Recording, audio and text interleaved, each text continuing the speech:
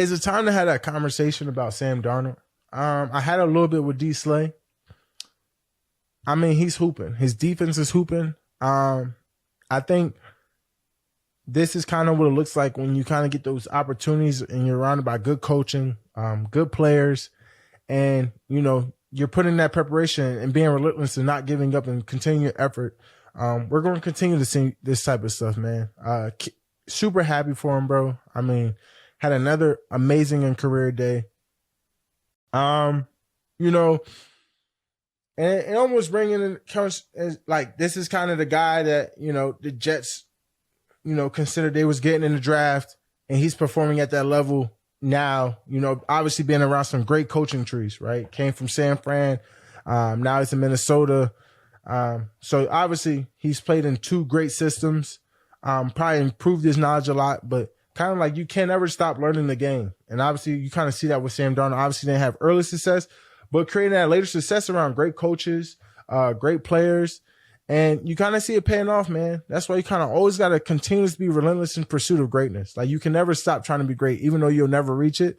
You know, and you're talking about a guy who was, you know, probably picked up for a backup role because they drafted a quarterback, but turning that backup role into, like, he's a legit starter. Do the Vikings hold on to him and, you know, keep their rookie?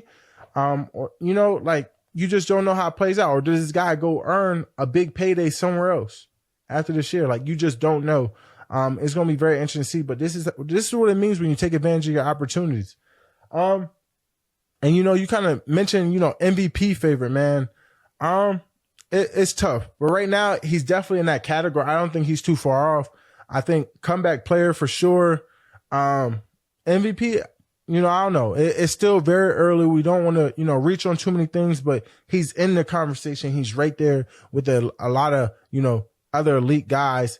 And, you know, and right now, what would we say he's playing? I mean, he's playing like a top 5, top 7 quarterback. Am I saying he's one? You know, he's playing like one. That's all that matters. He's playing like a top quarterback. He's playing like a quarterback who can win games. And that's kind of all that matters, you know, trying to, you know, dictate them right now. Like I said, it's early because you got to complete a whole season. We're just at week 4. You know, we got to complete this 18 games and even the playoffs. And, you know, to get up there with guys like Mahomes, you know, Lamar, obviously multiple playoff wins, appearances, you know, it's tough. So, you know, I'm not going to jump the gun. But the Vikings do look like one of the best teams in the league. You know, I think they've been in dominant fashion. Are the Ravens the real deal? After 0-2 start, obviously they upset us, beat us by 3 at home, and then they go out there and dominate the undefeated Bills.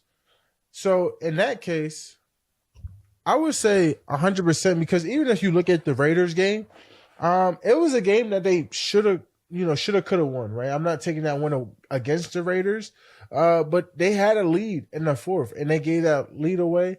And a person who's, been dominant so far for them, who's been, carrying this train, is Derrick Henry. I mean, last night he ran for almost 200 yards, had a touchdown, through 4 games, 480 yards, 6 yards a carry. I mean, 24 first downs. And I mean, you have to say at this point, he's a front runner for Offensive Player of the Year. I think him and Saquon is going to battle it out. Saquon obviously didn't get the carries, that we thought he should have got last game. But, I mean, Derrick Henry's on the tear, man. I mean, this team is legit. Their defense is legit. I mean, their defense is loaded. And that offense is stepping up in a really big way. I mean, I just look at Derrick Henry as someone who might have been – it's actually crazy, right? And we talk about how can a guy stay in the league. I think Derrick Henry is before his time, honestly, bro. I think he's going to be one of the last guys to reach 10K yards. And I think, honestly, prefer that, like, Derrick Henry, like, he's going to be one of them guys who can continue to have this success for a very long time. Like, he take care of his body. He talks about his diet and what he puts in. I seen the guy work out. We were work down with Big Melvin, downtown Dallas. I mean, bro, like, this guy is serious, bro. Like, this guy is the guy. I think he's before his time. I think obviously he's a Hall of Famer, but you look at what he did in high school, right? I think it was something absurd. He had over 400 carries. I mean, he was averaging like he had 50 touchdowns in a season. I mean, and then you go to Alabama and you're in there with Mark Ingram and, I mean, Bo Scarborough. I mean, the guy's RB room was insane. Then you come to Alabama, then you put the NFL on fire. I mean, this guy continuously over the past 10 plus decades of this success and what he's been able to accomplish, bro. I mean, kudos to him, bro. And I always say, Derrick Henry might be our last true big back. But man, we appreciate him because it gives us hope for guys like me, the guys that want the ball, want to run the ball. So we appreciate you, D. Henry, bro. Like, for real, like, for what you gave to the game, what you put into it, bro. Like, you're a true hero to the big backs and all running backs, bro. I mean, the guy's more than just, a big running back, but he's an incredible person. He does everything the right way, and just how he's been able to sustain all these hits and had continued success, and he's going to reach 10,000 yards, and he's going to be a Hall of Famer. It's just so impressive, bro.